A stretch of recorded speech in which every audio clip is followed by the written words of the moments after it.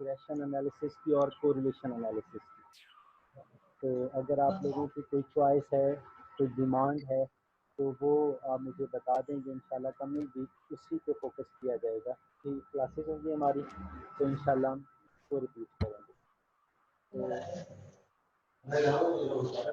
मुझे तसल्ली है कि हमने अगर मैं सॉफ्टवेयर की बात करूं तो सॉफ्टवेयर पे डेटा एंट्री मैं सीख चुका हूं।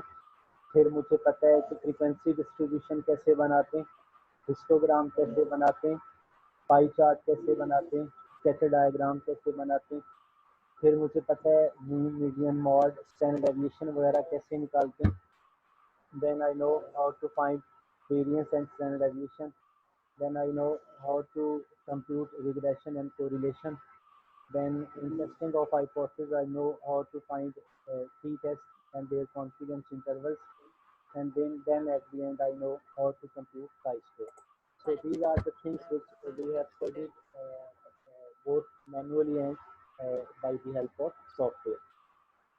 तो अब अगर मैं बात करूं यहाँ पे टोटल जो हमारे क्वेश्चंस हैं, यही हमारा प्रॉब्लम है। हम ये समझ रहे हैं कि काम बहुत ज़्यादा हो चुका है और ये कोई नई बात नहीं है।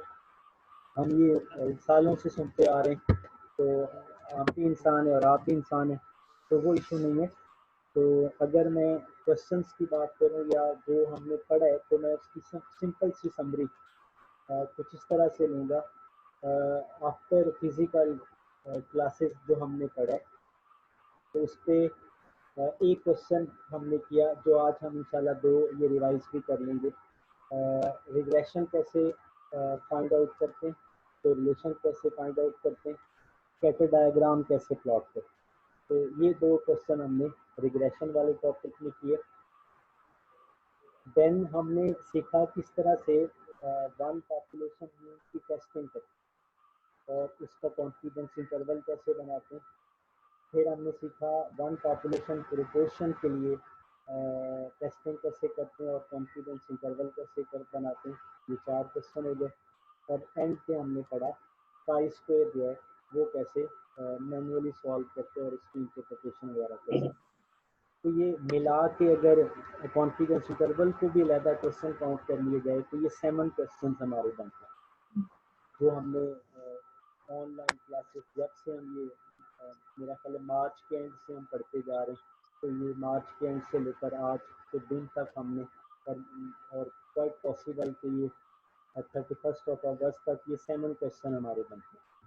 तो अब पता नहीं है इसका कितना एक बर्डन हम फील कर रहे हैं, बट आई नो कि हमने अगर कोर्स आउटलाइन को हम सामने रखें तो आई नो कि मैंने आपको प्रोबेबिलिटी नहीं करवाई, प्रोबेबिलिटी डिस्ट्रीब्यूशंस मैंने आपको सॉल्व नहीं करवाया। सैम्पलिंग टेक्निक से मेरा इरादा है कि इंशाल्लाह मैं अगले वीक में क्लास इस पे लूँ, तो फिलहाल वो नहीं आपको करवाया। फिर 2 पॉपुलेशन मीन की टेस्टिंग आपको नहीं करवाई, 2 पॉपुलेशन मीन का कॉन्फिडेंस इंटरवल नहीं करवाया, पेयर टी टेस्ट नहीं करवाया, अनोवा टेस्ट नहीं करवाया। तो बहुत सारी चीज़ें हमने ली। तो फिलहाल तो हम ये कहेंगे कि काम बहुत हो चुका है। जब हम ये कोर्स पढ़ लेंगे और फिर नियर फ्यूचर हमें इन चीज़ों की ज़रूरत पड़ेगी, like ANOVA, pair T test, independent sample T test, maybe some of the questions are based on probability. तो फिर हम कहेंगे कि जो हमारे टीचर हैं वो हमें कुछ पढ़ाते नहीं। तो ये चॉइस हमारी हमेशा से रही है। बहरहाल जो आपके लिए सूटेड था और ज़्यादा आसान था उसी पे मैंने फोकस किया। तो आज सिंपल लीनियर रिग्रेशन मॉडल पे थोड़ा सा आपसे शेयर करेंगे। ऑलरेडी काफ़ी मटेरियल आपको दिया जा चुका है, ऑनलाइन की इससे क्लासेस हो चुकी हैं। तो ये जो बुक मैं अभी ले रहा हूँ ब्लू मान की बुक है, और ये भी मैंने बुक आपको प्रोवाइड की हुई है। 2 बुक्स मैंने आपको दी हुई हैं। तो आप इस चैप्टर नंबर 13 है ये ब्लू मान की बुक का, इंट्रोडक्टरी स्टैटिस्टिक्स इसका नाम है। तो इसमें चैप्टर नंबर 13 पे जो पैराग्राफ्स या जो डेफिनेशंस मैं करवाऊँगा, तो वो उसकी डिटेल आप वहाँ से देख सकते हैं। तो लेट्स कंटिन्यू। तो सबसे पहला हमारा क्वेश्चन ये बनेगा कि हम ये रिग्रेशन एनालिसिस क्यों करते हैं। तो may be a short question in exam. तो इसका आंसर यहाँ पे हम देखते हैं, जिस तरह इसने क्वेश्चंस की फॉर्म में हमें आंसर दिया। Like are the heights and weights of persons related, ये इसने क्वेश्चन बनाया कि क्या लोगों की हाइट्स और वेट्स जो हैं वो आपस में रिलेटेड हैं। Does a person's weight depend on his her height, क्या किसी शख्स का वेट जो है वो उसकी हाइट पे डिपेंड करता है। उसी क्वेश्चन को मॉडिफाई करके बताया। इफ यस, अगर ऐसा है तो हर कोई जानता है कि वेट जो है वो डिपेंड करता है हाइट ग्रोथ पर। If yes, what is the change, what is the change in the weight of a person.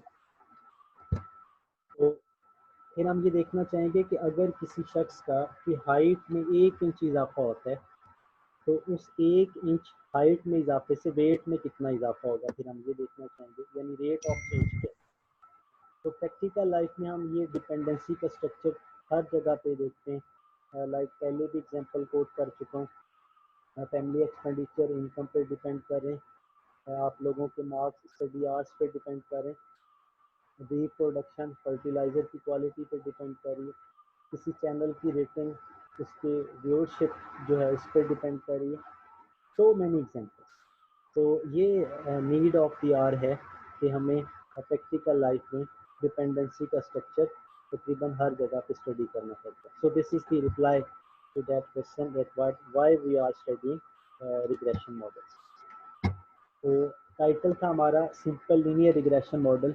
तो उसको स्प्लिट करके पहले देखते हैं सिंपल रिग्रेशन क्या होता है। जी कोई स्टूडेंट बताना चाहेगा what is simple regression.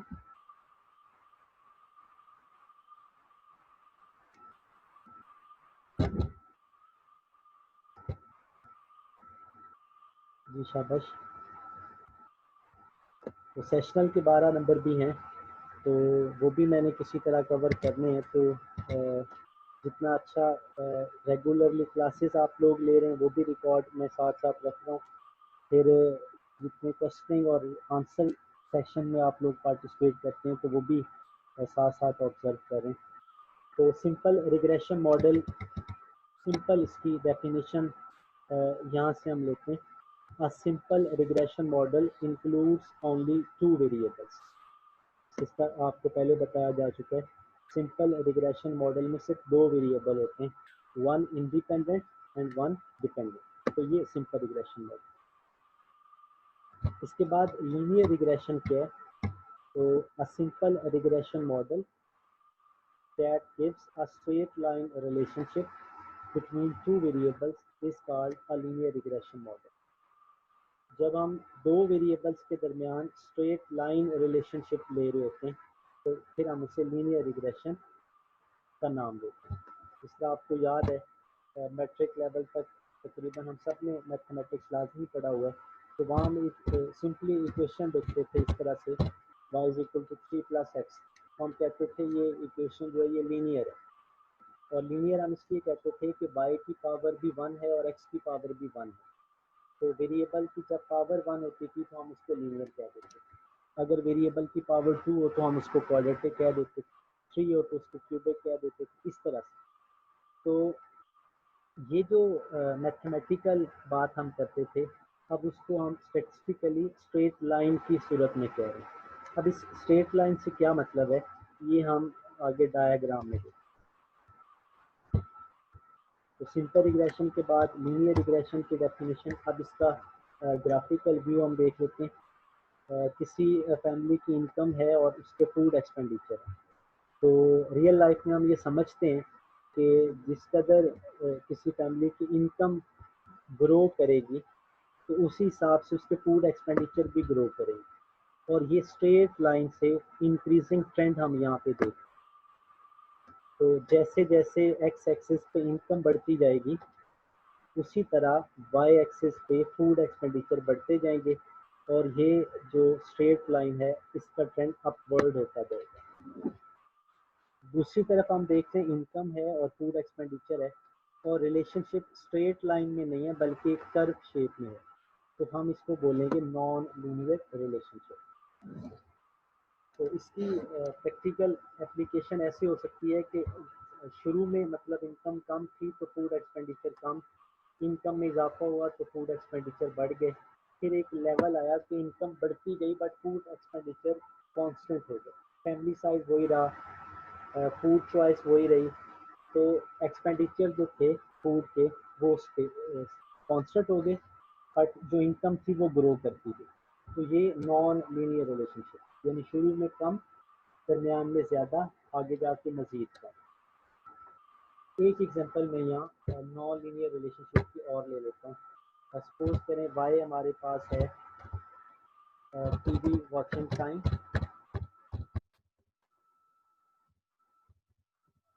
X हमारे पास है एज। ऐसा हम जानते हैं कि हम शुरू में जब हम छोटी उम्र में थे तो मैट्रिक लेवल तक काम हमारे सिर्फ स्टडी था, और हम अपना मोस्टली जो टाइम था वो टेलीविज़न देखने के लिए यूज़ करते थे।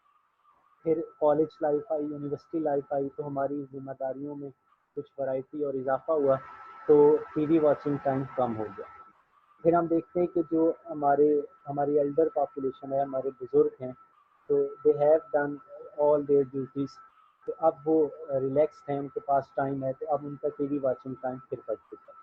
तो शुरू में टीवी वॉचिंग टाइम ज़्यादा, दरमियान में मसरूफियत की वजह से कम, और एंड पे फिर ज़्यादा। तो ये ट्रेंड स्ट्रेट लाइन नहीं है, ये चेंज हो रहा है, तो इसे हम नॉन लीनियर ट्रेंड बोल रहे हैं, नॉन लीनियर रिलेशनशिप। जी आवाज़ क्लियर आ रही? जी सर। Thank you. तो इसके बाद हमने देखा, ये थोड़ी हमने सिंपली कुछ भी नहीं, सिंपल लीनियर रिग्रेशन मॉडल में सिंपल रिग्रेशन क्या होती है, लीनियर रिग्रेशन क्या होती है, रिग्रेशन परफॉर्म क्यों करते हैं, ये 3 बातें हमने।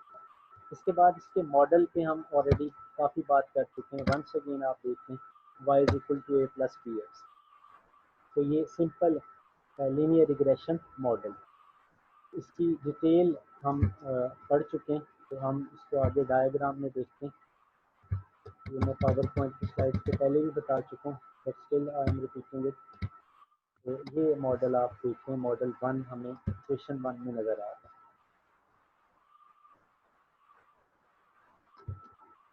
इसमें हम देखते हैं लेफ्ट साइड पे उसी तरह वाई आ रहे, तो ये डिपेंडेंट वेरिएबल है, फिर ए इंटरसेप्ट है, बी स्लोप है, एक्स इंडिपेंडेंट वेरिएबल है। तो ये इक्वेशन 1 में हमें सिंपल लीनियर रिग्रेशन मॉडल नज़र आ रहा है। तो अब यहाँ से दो बड़ी छोटी और बड़ी इंपॉर्टेंट डेफिनेशन हमें मिलेंगी, तो हमें गौर करना। जैसे यहाँ पे हम देखते हैं, ये हमारे पास है इक्वेशन 1, इक्वेशन 1 है हमारे पास।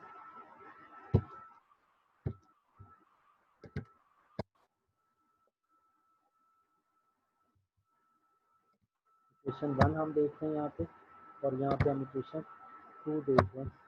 तो दोनों में डिफरेंस देखें ज़रा। ये इक्वेशन 1 के अंदर हम देखते हैं कि सिंपली वाई ए बी और एक्स है, कोई एरर टर्म मौजूद नहीं है। मॉडल 2 में जब हम गए तो यहाँ पे हमें एरर टर्म नज़र आ रही है। तो मॉडल 1 के अंदर एप्सिलॉन एरर टर्म नहीं है, मॉडल 2 के अंदर एरर टर्म मौजूद है। और एरर टर्म पे मैंने आपको ऑलरेडी बताया है कि जो वेरिएबल हम मॉडल में इंक्लूड नहीं कर पा रहे होते और उनका इफेक्ट होता है, तो वो हम इसको स्टडी नहीं कर रहे होते, तो वो एरर टर्म के थ्रू हम मेजर कर लेते हैं। तो यहाँ से दो डेफिनेशन अब हमें यहाँ से पिक करना है। तो एक डेफिनेशन हम यहाँ से देखेंगे, ये डिटर्मिनिस्टिक मॉडल आप देखिए, तो इसी को मैथमेटिकल मॉडल भी कहते हैं। तो ये डिटर्मिनिस्टिक मॉडल है हमारे पास। और दूसरा मॉडल आप बॉटम में देखते हैं, मॉडल 2, तो इसको हम कहते हैं प्रोबेबिलिस्टिक मॉडल। तो ये दो टर्म्स आपने याद रखनी है, डिटर्मिनिस्टिक मॉडल और प्रोबेबिलिस्टिक मॉडल। तो डिटर्मिनिस्टिक मॉडल को एग्जैक्ट रिलेशनशिप या मैथमेटिकल मॉडल भी कहते हैं, क्योंकि यहाँ पे कोई एरर टर्म नहीं है। और प्रोबेबिलिस्टिक मॉडल में चांस है, एरर टर्म मौजूद है, तो इसको स्टैटिस्टिकल रिलेशनशिप भी कहते हैं, इसको स्टैटिस्टिकल मॉडल भी कहते हैं। तो ये दो डेफिनेशन है, और ये हम मॉडल 2 जो था इसको हम पहले भी स्टडी करें। इसके बाद नेक्स्ट स्कैटर डायग्राम है, तो इसकी डेफिनेशन देखते हैं। A plot of paired observations is called scatter diagram. जब हम पेयर फॉर्म में डेटा को प्लॉट करते हैं और पेयर में आपको पता है हम एक्स और वाई को प्लॉट कर रहे होते हैं, तो इस प्लॉटिंग को पेयर्ड वाइज प्लॉटिंग को हम स्कैटर डायग्राम कहते हैं। तो इधर आप देखें ये स्कैटर डायग्राम यहाँ पे कंस्ट्रक्ट किया गया है। तो एक्स एक्सिस पे उसी तरह इनकम है, वाई एक्सिस पे फूड एक्सपेंडिचर है, और ये डॉट्स हमें इंक्रीजिंग ट्रेंड बता रहे हैं। ये ट्रेंड जो है ये इंक्रीजिंग है हमारे पास, इंक्रीजिंग ट्रेंड। तो ये स्कैटर डायग्राम हमें ग्राफिकली बता देता है कि वेरिएबल्स के दरमियान रिलेशनशिप किस तरह का। इसके बाद एक टर्म आपने याद रखनी है, ये मैंने पहले आपको नहीं बताई, तो इसकी कोई डेफिनेशन कुछ नहीं, सिर्फ आपने ये एक नाम याद रखना। ये आप देखें लीस्ट स्क्वायर्स मेथड।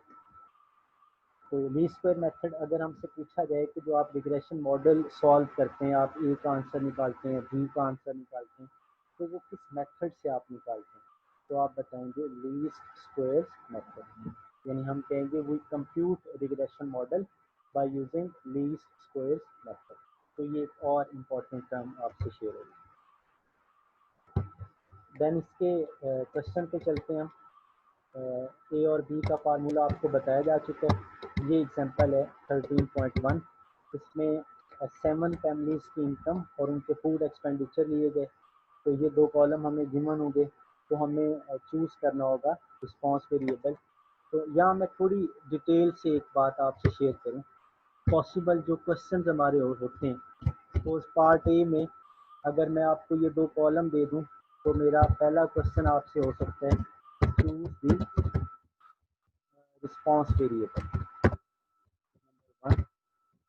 तो आपने यहाँ से पिक करना है कि कौन सा वेरिएबल रिस्पॉन्स वेरिएबल है या कौन सा वेरिएबल डिपेंडेंट वेरिएबल है। तो ये पहला क्वेश्चन। क्वेश्चन 2 हो सकता है ड्रॉ स्कैटर डायग्राम। इसी डेटा पे आप स्कैटर डायग्राम बनाएंगे। पार्ट हो सकता है what type of relationship is explain scatter diagram. Diagram कौन सा रिलेशनशिप हमें बताए, ये आपसे क्वेश्चन हो सकता है। तो आप देख लेंगे कि अगर ट्रेंड हमारा इंक्रीजिंग है, स्ट्रेट लाइन है, तो आप पॉजिटिव रिलेशनशिप कहेंगे। अगर डिक्रीजिंग है तो आप नेगेटिव रिलेशनशिप कहेंगे। तो ये इसके बाद क्वेश्चन हो सकता है कंफ्यूजन लाइन डेटा पे bye using least squares method. तो लीस्ट स्क्वायर्स मेथड से मतलब वही फार्मूले जो ए और बी के आपको बताए जाते हैं। इसी तरह क्वेश्चन हमारा नेक्स्ट आपसे हो सकता है इसी डेटा पे ई पार्ट पे इंटरप्रेट रिग्रेशन कोएफिशिएंट्स। सारी बातें हमने की हैं, मैं इसको जस्ट नेम दे रहा हूँ। तो इंटरप्रेट द रिग्रेशन कोएफिशिएंट्स, आपने इसकी इंटरप्रिटेशन दे दी। इसी तरह मैं यहाँ पे सपोज कह सकता हूँ एक expenditure is equal to for example 20 family expenditure नहीं, फैमिली इनकम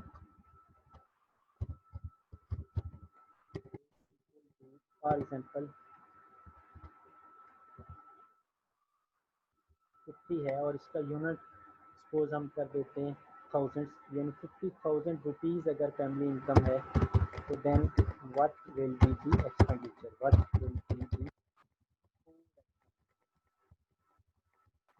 बताएगा ये कैसे निकालेंगे।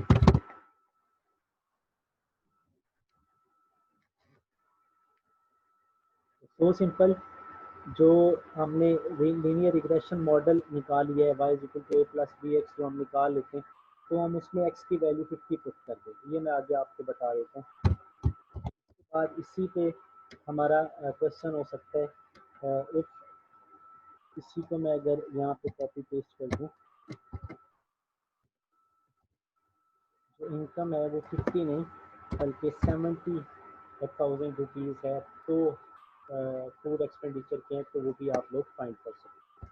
इसी तरह इसी डेटा पे क्वेश्चन हो सकता है फाइंड कोरिलेशन कोएफिशिएंट।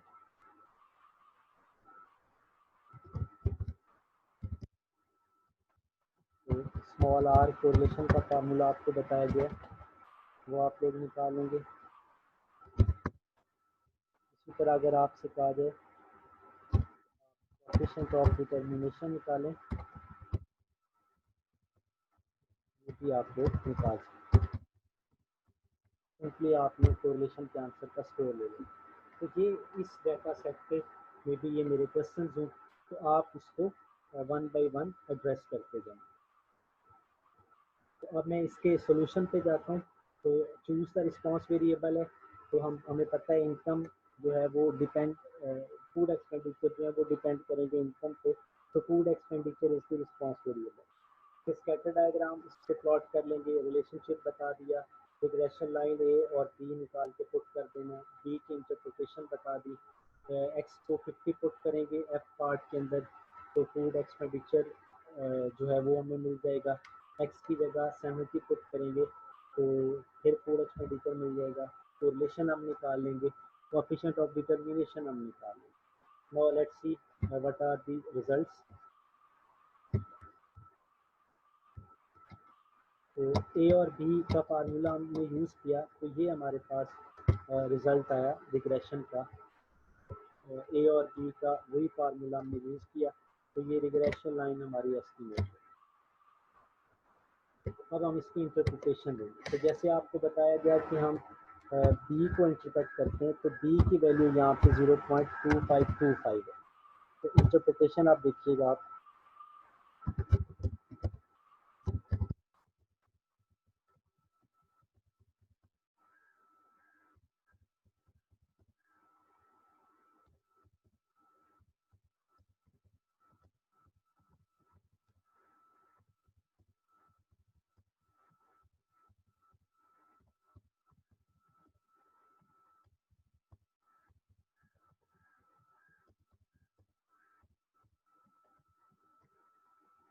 इंटरप्रिटेशन में for a unit increase in income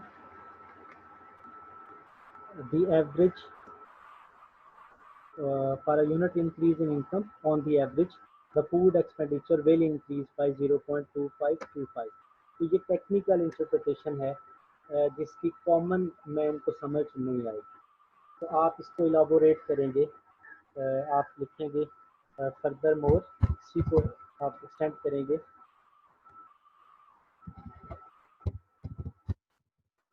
further more suppose कर लें, आप यहाँ पे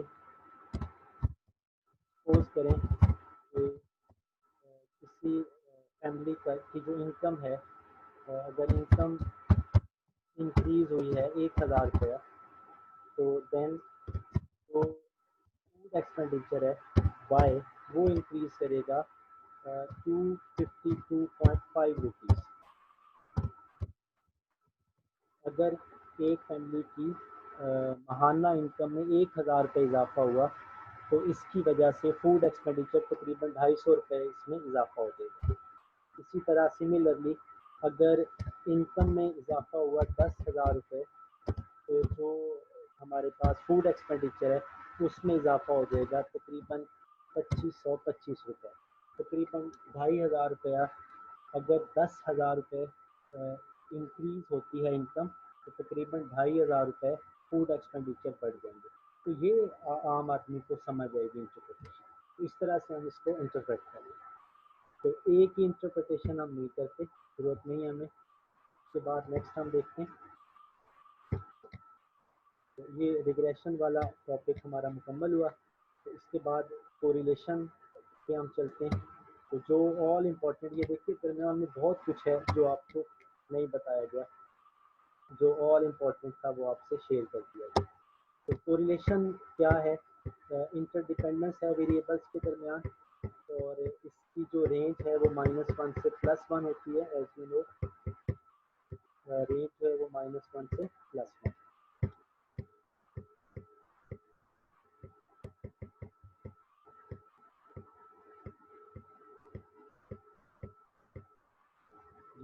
कोरिलेशन ये इंटरडिपेंडेंस है वेरिएबल्स के दरमियान, इसकी रेंज -1 से +1। अगर हम स्कैटर डायग्राम प्लॉट करें और ये फिगर ए जिस तरह आपको नज़र आ रही है, यहाँ पे इनकम है, यहाँ फूड एक्सपेंडिचर है। अगर सारे पॉइंट्स लाइन के बिल्कुल ऊपर हैं तो हम कहेंगे there is perfect positive correlation. ठीक है, इंक्रीज है तो इसलिए पॉजिटिव कह रहे हैं और परफेक्ट कह रहे हैं क्योंकि सारे डॉट्स लाइन के ऊपर है। इसी तरह अगर हम प्लॉट करें डेटा और ये इनवर्स फॉर्म में नज़र आए, डिक्रीजिंग हो, तो हम कहेंगे there is perfect negative correlation. See figure में हम देख रहे हैं कि सारा स्कैटर्ड फॉर्म में है, कोई पैटर्न नहीं बन रहा, तो रफ डेटा है तो हम कहेंगे देयर इज नो कोरिलेशन। तो ये फिगर भी बड़ी इंपॉर्टेंट है टेक्निकली, जब आप लोग को यूज़ करेंगे तो ये चीज़ें बड़ी इंपॉर्टेंट हैं। ये देखें फिगर ए और फिगर बी दोनों में ट्रेंड इंक्रीजिंग, तो इस हवाले से रिलेशनशिप इंक्रीज हो रहा है। बट पहली फिगर में सारे जो डॉट्स हैं वो बिल्कुल लाइन के पास पास हैं, दूसरी फिगर में जो डॉट्स हैं वो लाइन से दूर दूर है, स्कैटर्ड फॉर्म में। तो इससे हम जितने पॉइंट्स लाइन के क्लोज हैं, तो ये वर्ड हम यूज़ कर रहे हैं स्ट्रॉन्ग पॉजिटिव रिलेशन, और जितने पॉइंट्स लाइन से दूर दूर हैं तो हम कह रहे हैं week positive relation.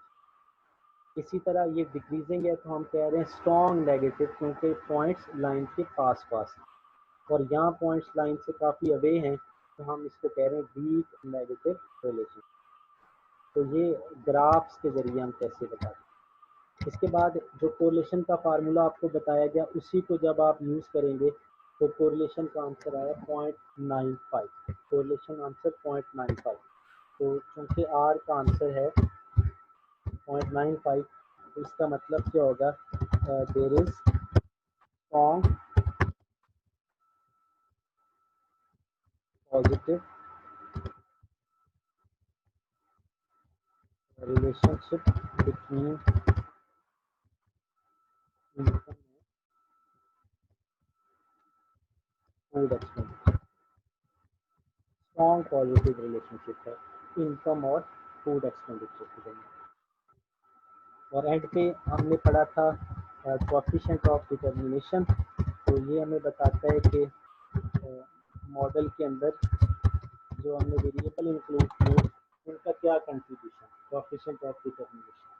It tells us that how much variation in the model is explained by the included variables. तो इसको कंप्यूट कैसे करते हैं, सिंपली जो हमने कोरिलेशन ऊपर निकाला है 0.95, तो इसका आपने स्क्वायर ले लें, सिंपली 0.95 का स्क्वायर ले लें, तो यहाँ से हमें कोएफिशिएंट ऑफ डिटर्मिनेशन मिल जाएगा। तो इस तरह हम बता देंगे कि जो हमने वेरिएबल मॉडल में इंक्लूड किए हैं उनका कंट्रीब्यूशन क्या। तो this is what I have today for you. तो ये रिग्रेशन और कोरिलेशन का सारा टॉपिक हमने रिवाइज कर लिया। आपके क्वेश्चंस हैं तो 10 मिनट हैं हमारे पास, मोर देन वेलकम, आप क्वेश्चन करें। सर ये मैं कैसे पता चला कि ये स्ट्रॉन्ग पॉजिटिव रिलेशनशिप है? जी शाबाश, अच्छा क्वेश्चन है। तो इसमें हमने देखा कि कोरिलेशन का आंसर 0.95 आ रहा है, तो 0.95 है और वेरी क्लोज टू 1 है, क्योंकि हमने पढ़ा है कि इसकी रेंज -1 और +1 के दरमियान है। तो चूँकि ये +1 के क्लोज है तो हम इसलिए पॉजिटिव कह रहे हैं, और 1 के क्लोज होने की वजह से हम स्ट्रॉन्ग कह रहे हैं, इसलिए हम कह रहे हैं there is strong positive relationship between income and food expenditure.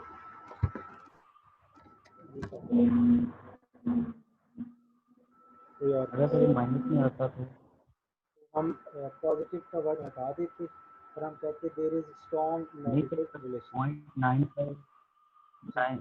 0.95 जो है जी वो माइनस में नहीं होता। जी, माइनस में अगर साथ होता ना -0.95, जी तो हम कहते देयर इज स्ट्रॉन्ग, स्ट्रॉन्ग तो है ना क्योंकि -1 के तो क्लोज है ना, तो हम कहते देयर इज जी strong negative relationship, strong negative relationship.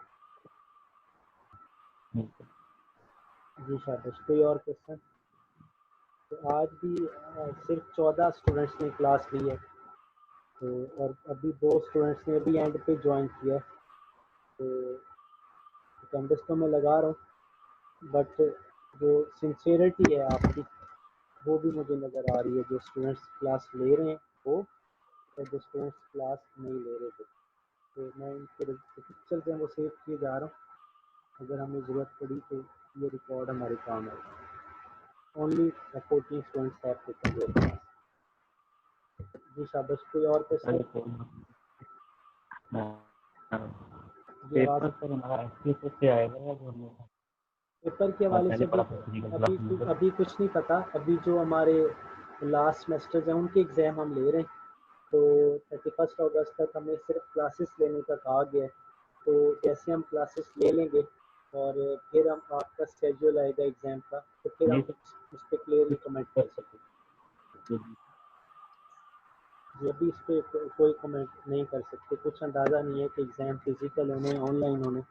तो आप फिलहाल इसको प्रिपेयर करते हैं। जैसे मैंने क्लास के शुरू में समरी बनाई कि ये 7-8 क्वेश्चंस हैं जो मैंने जी आफ्टर कोरोना जो मैंने स्टडी किए, और अभी भी मेरे पास 31 अगस्त तक 12 दिन है। तो अगर मैं आधा घंटा, ये मैक्सिमम 35-34 मिनट का ये आपका लेक्चर हो रहा है रोज़, तो आप उसकी एक रिकॉर्डिंग सुने। इस तरह इस रिकॉर्डिंग को आप सुने तो regression correlation clear, pi square की रिकॉर्डिंग सुने, टेस्टिंग की सुने, तो वो सारे एक एक टॉपिक 35-35 मिनट की बात है, तो वो आराम से आप लोग सारा तैयार कर सकते जी सिलेबस हमें मतलब मिल सकता है हैं। जी हमें कोर्स आउट, पढ़ना है पढ़ा है? मैंने कहा कोर्स आउटलाइन जो है वो मैंने पोर्टल पे डाली हुई है, आप इसको डाउनलोड कर लें। मैंने आपको हार्ड में भी प्रोवाइड की थी जब हमारी क्लासेस हो रही थी, तो अगर आपके पास अभी भी नहीं है तो मैं आपको जी सर शेयर कर देता हूँ। सिलेबस सर जो है, सिलेबस नहीं आप थोड़ा बहुत कम करेंगे अगर हम करवाना चाहें तो? जी मैंने आपने लेट ज्वाइन किया है क्लास को? नहीं नहीं सर, मैं ले रही हूँ, शुरू से ले रही हूँ। शुरू से ले रहा हूँ, तो मैंने शुरू में बताया कि अभी कोर्स आउटलाइन आपके पास है, तो आप इसको जी सर अगर वो नहीं, तो है। जी जी, तो मैं वही बात कर रहा हूँ ना। कोर्स आउटलाइन आप देखें, उसमें प्रोबेबिलिटी वाला टॉपिक नहीं करवाया गया, प्रोबेबिलिटी डिस्ट्रीब्यूशन वाला टॉपिक नहीं करवाया गया, अनोवा वाला टॉपिक नहीं है, पेयर टी टेस्ट का नहीं करवाया, इंडिपेंडेंट सैम्पल टी का नहीं करवाया, सैम्पलिंग टेक्निक की अभी कोई बात नहीं। तो ये मेरा ख्याल है सिलेबस कम ही किया मैंने। जी सर ठीक है। चलिए जी, थैंक यू वेरी मच। कुछ क्वेश्चंस हुए स्टिल, तो ग्रुप अवेलेबल है, मोर देन वेलकम। अल्लाह हाफ़िज़।